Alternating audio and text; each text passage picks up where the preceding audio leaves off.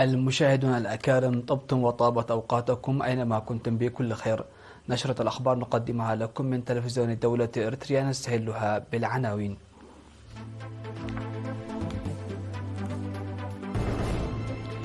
العداء الإريتري دبساي دسالي يفوز بسباق ماراثون أسمر 2025. شركة التأمينات الوطنية تعقد اجتماعها الدوري 21. دعوة لرفع الوعي العام حول إدارة المخلفات البلاستيكية في إقليم عنسبة.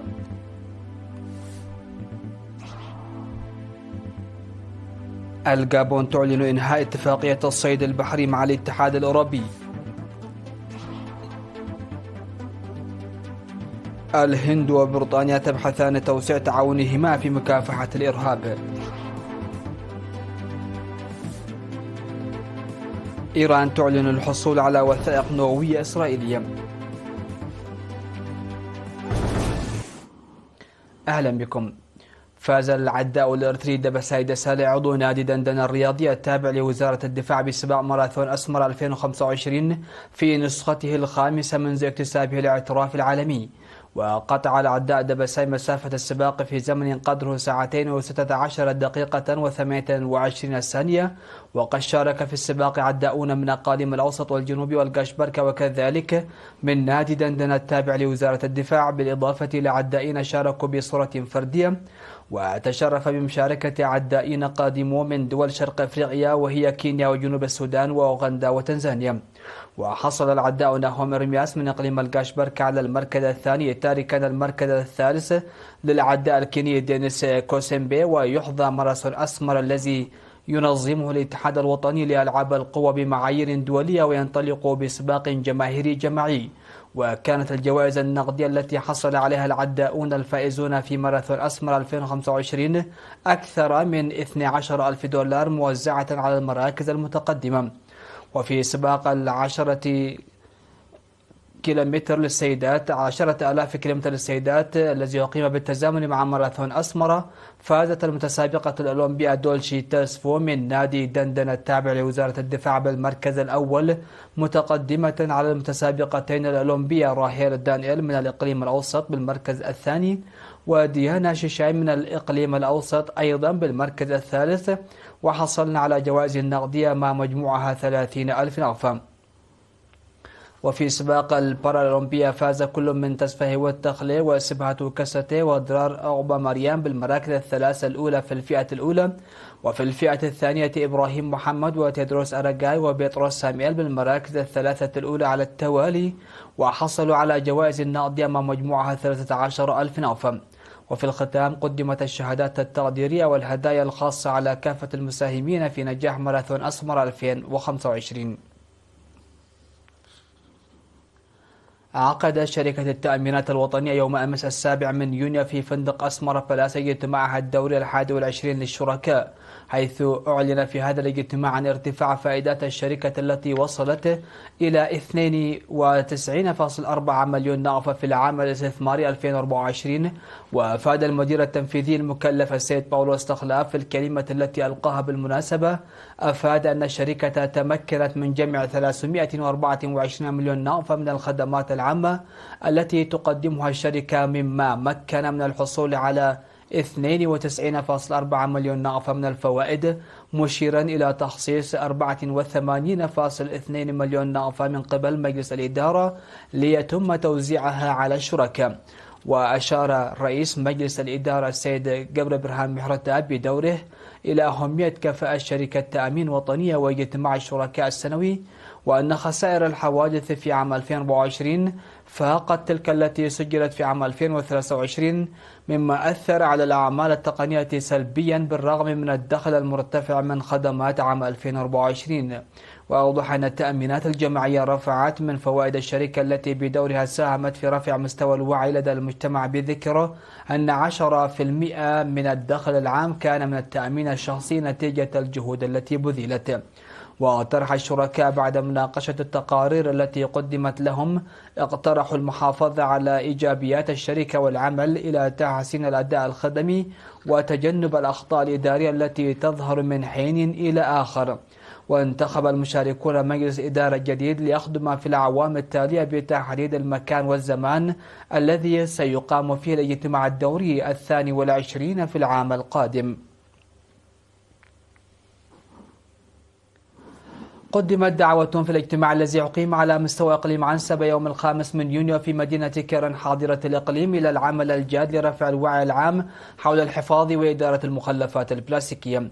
وحث ممثل قسم الزراعة والأراضي في إقليم عنسبة السيد جبر مسكال تولدي في كلمته التي ألقاها في المناسبة، حث المعنيين إلى العمل المتضافر والجاد في رفع وعي المجتمع في التعامل مع المنتجات البلاستيكية، وذلك لهدف تجنب الخسائر الصحية والاقتصادية الناجمة عنها، موضحا الآثار الجانبية للبلاستيك الضارة بالبيئة والتنوع الأحيائي. وأضاف السيد جبر مسكال تميز البلاستيك في سهولة استعماله واعتباره بديلا لمواد أخرى كثيرة في الاستهلاك اليومي لدى حياة الإنسان التي تسارعت منذ اكتشافه في القرن العشرين. وذكر مسؤول فرع البيئة في الإقليم المهندسة مريم جبر هيوت أن الأدوات الطبية والإلكترونية بالإضافة إلى الأدوات المتعلقة بالتعامل واستخدام الأغذية هي من أخطر المنتجات البلاستيكية التي يعتمد عليها الإنسان حاليا، مشيرا إلى الدمار الذي يتسبب فيها البلاستيك من سد خطوط الصرف الصحي واتساخ البيئة وخفض خصوبة التربة، بالإضافة إلى الإخلال الصحي في صحة الإنسان والحياة البرية منها والبحرية، ناهيك عن أنه يعد أحد المسببات الرئيسية للتلوث البيئي. وناشد المواطنين وجميع المؤسسات لتحمل المسؤولية حيال السيطرة على أضرار الاستهلاك والتعامل مع المنتجات البلاستيكية بطريقة صحية للبيئة والنمو الطبيعي والاقتصادي. وشدد المشاركون إلى ضرورة التعامل الجاد والصارم في مراقبة الاستعمال الغير قانوني للبلاستيك باعتباره غير قانوني حسب القوانين البيئية المتبعة في إريتريا، فضلا عن السيطرة عليه واتخاذ الإجراءات اللازمة للحد من المواد البلاستيكية التي تدخل البلاد بطرق غير شرعية، وكذلك فرض عقوبات صارمة لمستهلكي البلاستيك في الأسواق.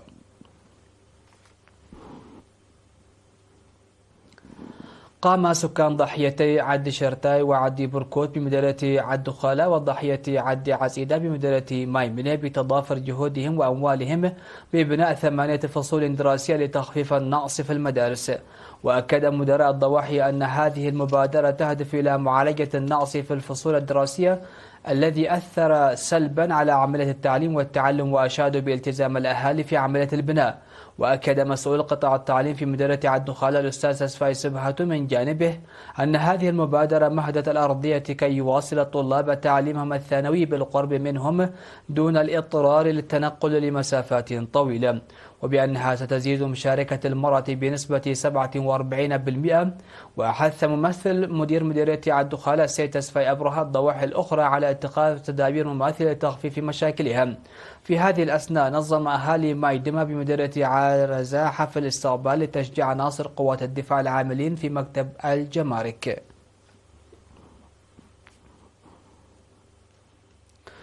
مشاهدينا، كانت هذه حصيلة الأنباء على الصعيد المحلي. فاصل قصير ومن ثم نتابع الأنباء على الصعيد العالمي. تفضلوا بالبقاء معنا.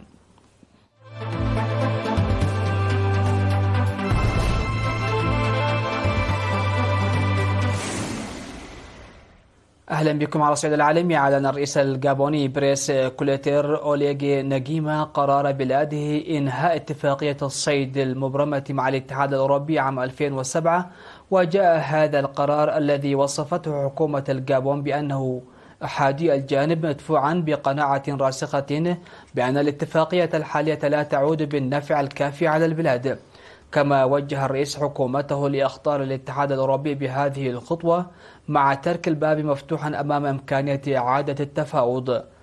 وتعتبر الجابون أن هذه الشراكة مع الاتحاد الأوروبي غير متوازنة، حيث أن العوائد الاقتصادية التي تجنيها البلاد من الاتفاقية لا تتناسب مع كمية الثروات السمكية التي تستخرجها الأساطيل الأوروبية من مياهها. وتتخوف الجابون من تزايد مخاطر الاستغلال المفرط لمواردها البحرية دون أن تستفيد في المقابل من الاستثمارات اللازمة أو خلق فرص عمل كافية لمواطنيها. وجاء رد فعل الاتحاد الأوروبي عبر سفيرة الاتحاد الأوروبي ورئيسة وفده في الغابون سيسيل إبادي، التي أكدت عن مفاجأتها وخيبة أملها تجاه هذه الخطوة، مشيرة إلى أن التعاون بين الطرفين كان يهدف إلى دعم المصالح المشتركة. قال وزير الخارجية البريطاني ديفيد لامي لوكالة رويترز إن بريطانيا والهند ناقشتا توسيع تعاونهما في مجال مكافحة الإرهاب عقب القتال الأحدث بين الهند وباكستان. جاءت تصريحات لامي بعد لقائه مع رئيس الوزراء الهندي ناريندرا مودي. ووزير الخارجية البريطاني هو أرفع مسؤول غربي يزور نيودلهي وإسلام أباد منذ اتفاق الجارتين الواقعتين في جنوب آسيا على وقف إطلاق النار الشهر الماضي بعد أسوأ قتال بينهما منذ نحو 3 عقود. وبدأت التوترات الأحدث في أبريل الماضي بعد سقوط 26 شخصا في هجوم بالجزء الخاضع للهند من إقليم كشمير المتنازع عليه. وقالت نيودلهي إن الهجوم نفذه إرهابيون مدعومون من باكستان وهو ما نفته إسلام أباد. وناقشت الهند وبريطانيا العام الماضي مكافحة تمويل الإرهاب والتعاون بين أجهزة إنفاذ القانون والهيئات القضائية وتبادل المعلومات.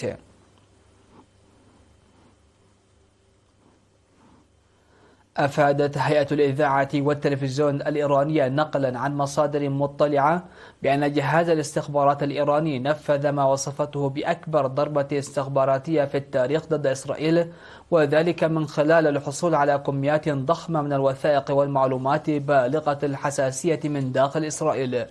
ووفقا للمصادر ذاتها فإن العملية شملت نقل آلاف الوثائق الاستراتيجية والمصنفة شديدة الحساسية تتعلق بمشاريع ومنشآت إسرائيلية، من بينها منشأة نووية إلى داخل الأراضي الإيرانية.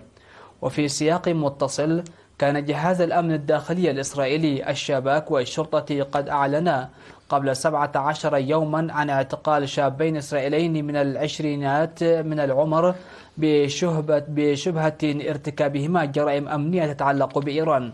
ورجحت بعض التحليلات أن يكون لهذين المعتقلين دور محتمل في عملية تسريب الوثائق، غير أن السلطات الإسرائيلية لم تؤكد حتى الآن وجود صلة مباشرة بين هذه الاعتقالات والعملية الاستخباراتية التي تحدثت عنها وسائل الإعلام الإيرانية. أجرت قوات خفر السواحل التايوانية تدريبات مع الجيش على تنفيذ العمليات المشتركة في مواجهة ما تقول الحكومة في تايبيه إنه تهديد متزايد في المنطقة الرمادية من جانب الصين التي تعد الجزيرة جزءا من أراضيها. وحسب وكالة رويترز للأنباء غالبا ما يكون خفر السواحل التايواني أول من يسارع للرد. وأشرف الرئيس التايواني لاي تشينغ تيه على التدريبات التي جرت في مدينة كاهسيونغ الساحلية جنوب تايوان، وحاكت عملية استيلاء إرهابيين دوليين على عبارة.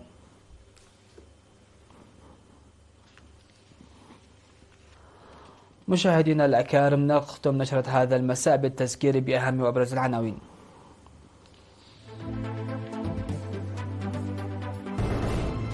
العداء الإريتري دبساي دسالي يفوز بسباق ماراثون أسمر 2025. شركة التأمينات الوطنية تعقد اجتماعها الدوري 21.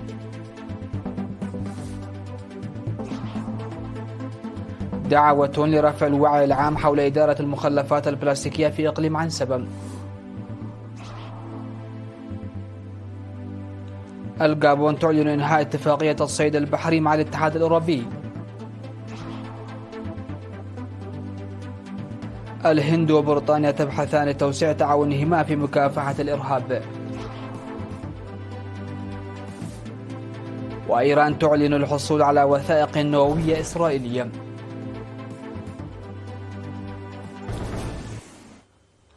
مشاهدينا الأكارم، هكذا نكون قد وصلنا وإياكم إلى نهاية نشرة هذا المساء. كنت معكم فيها قاسم أحمد. دمتم في أمان الله.